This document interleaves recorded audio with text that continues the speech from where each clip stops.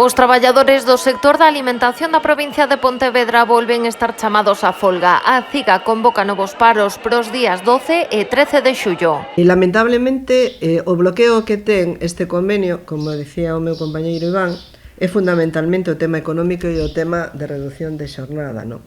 En materia salarial, o sindicato considera que o incremento dun 10% proposto pola patronal pros vindeiros 4 anos é insuficiente. Puso encima da mesa uns incrementos que nós creemos que é insuficiente, por eso nos levou a convocar a folga estes 2 días, e que unha vigencia para 4 anos de convenio é unha suma total de incrementos do 10%. Tamén é punto de desencontro a petición dos traballadores de reducir a xornada laboral. Actualmente está en 1.826 horas o ano de luns a sábado, fronte ás 1.770 que están implantadas noutras empresas do sector. Que non temos ningún fin de semana libre, ninguno.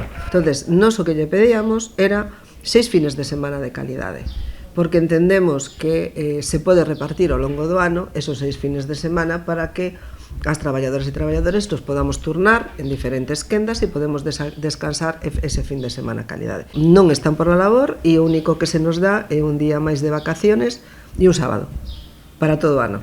E ese sábado ten que ser cando eles o decidan. Ante estes desencontros coa patronal, a CIGA solicitou xa o peche do expediente de mediación que estaba aberto. Están dispostos a negociar, pero apostan por facer forza coa folga. Nos nunca nos negamos, evidentemente, de negociar o convenio. Vamos a asignalo, porque queremos asinar un convenio para mellorar a vida da xente e a vida das traballadores e traballadoras, pero isto non ten nada que ver e é compatible, evidentemente, con salir á rúa e convocar unha folga. A convocatoria afecta a uns 10.000 traballadores de Pontevedra, principalmente dos supermercados Gadis e Froiz.